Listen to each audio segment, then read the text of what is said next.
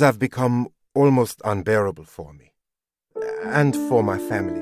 Nothing has helped. I guess that's why I'm here. So, if I just talk about my troubles, you'll be able to use it later to help with the procedure? Seems hard to believe, but you're the experts. I think many of my issues started when I was young.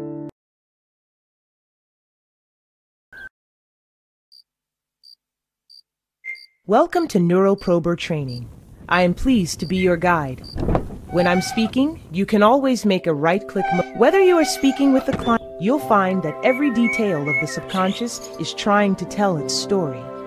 In the case of our clients, it's often the forgotten story of the trauma they experienced.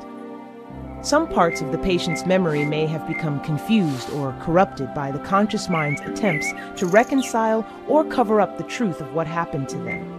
However, if you look closely and carefully in the right places, you will find that the truth will ultimately shine through.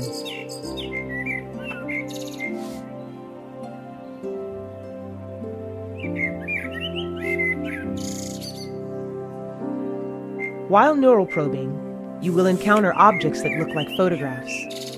This is how your consciousness interprets the concrete memory moments it finds within the client's psyche. Typically, there are about 10 of these memory photos found in each psyche. The mind can hold on to only so much. You'll find that half of these photos present an actual. When you acknowledge a memory photo, it will surface more prominently in the client's psyche, and at that point can be found in a safe area of the mind, often where you begin within the client's mind. When you have found all 10 photos, you must put 5 of the memories that actually represent the trauma in the proper order. Doing so will, at last, fully release the memory to the client's conscious mind. Often he or she will experience a breakthrough at this moment. That breakthrough is what every neuroprober lives for and is the key to the client finally being able to work towards true recovery.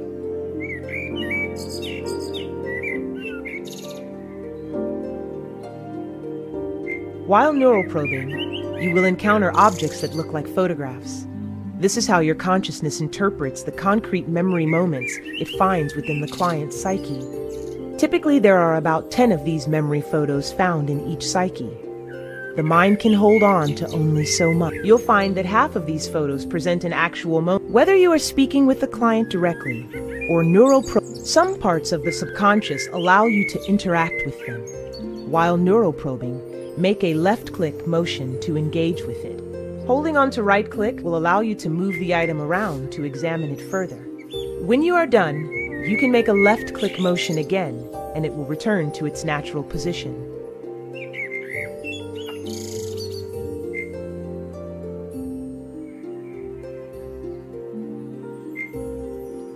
While neuroprobing, when you acknowledge a memory photo, it will surface more prominently in the client's psyche, and at that point can be found in a safe area. The most important thing you do as a neuroprober is find and acknowledge these photos. However, this is easier said than done. While some photos are freely available in the subconscious, others are buried deeply within and will need to be coaxed out. Interacting with one part of the mind can sometimes open up new areas of the psyche. Some things, like these doors, can change their state in response to actions taken elsewhere.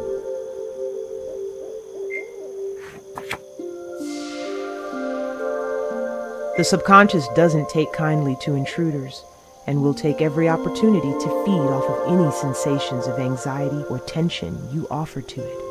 If you can, try to stay calm and peaceful, even in the face of terror. If you can calm yourself, you'll find the subconscious will calm itself too. Here is an example of an especially buried memory. Some details of a given trauma can be especially tenacious, but by gently and cleverly listening to the clues the mind gives you, you will find all you need to work through it. Just think of it as a puzzle for you to solve. When you focus on these puzzles, make a right-click motion if you need to break your concentration.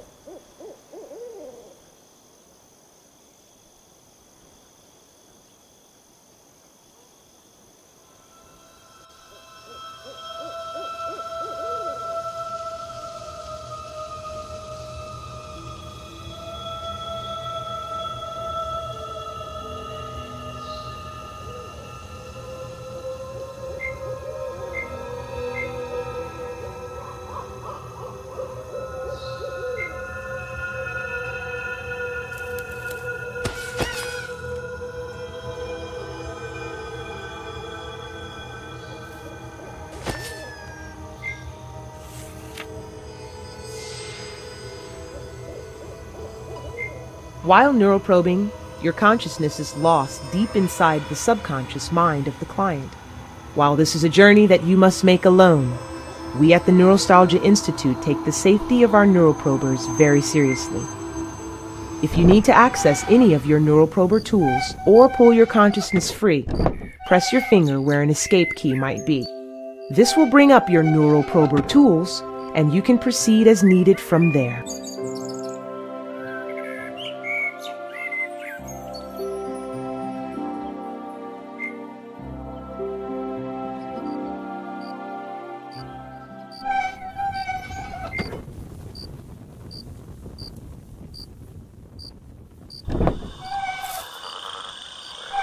Do you remember when I mentioned that the client's subconsciousness can feed off of your fear? Some especially vulnerable areas can be very sensitive and dangerous. When you place your consciousness in another's subconsciousness, there is a risk of you getting hurt, of the pain and turmoil of the client's subconscious drawing your own mind into its agony. You must be brave in these areas despite the risk. You must stay calm. Should you let your fears get the best of you, it will be incredibly difficult to proceed unharmed. You can even pick up and walk around with some objects. To do so, interact with it, and then start walking while holding on to it.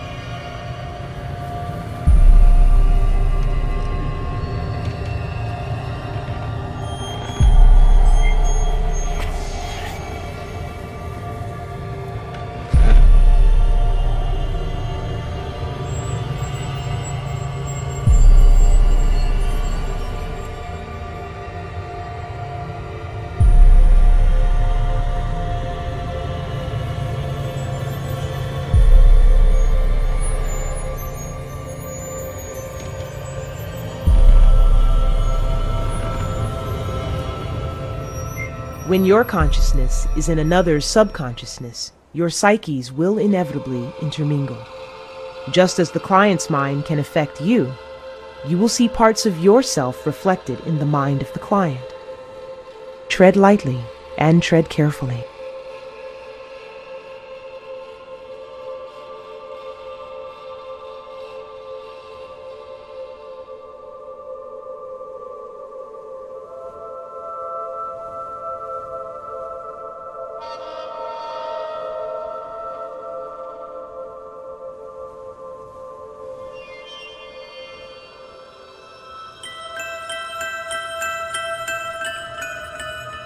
At Neurostalgia, we take great measures to ensure our neuroprober's safety as best we can. However, you are about to proceed through a highly dangerous area that you must face alone. If the client's subconscious becomes too volatile, you will be automatically removed from this area of the mind and taken to a safer area of the mind. Use this as an opportunity to collect yourself. When you're ready, you will be able to easily return to where you left off to battle the darkness and chaos that has taken root in the client's subconscious.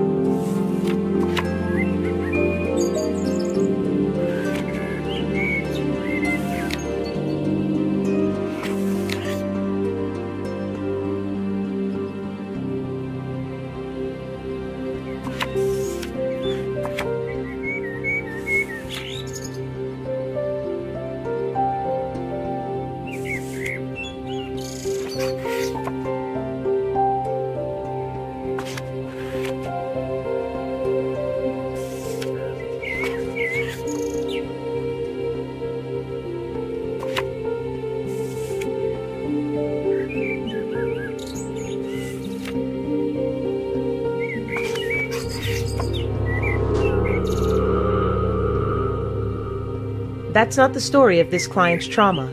Try again. Think hard about the clues you saw along the way.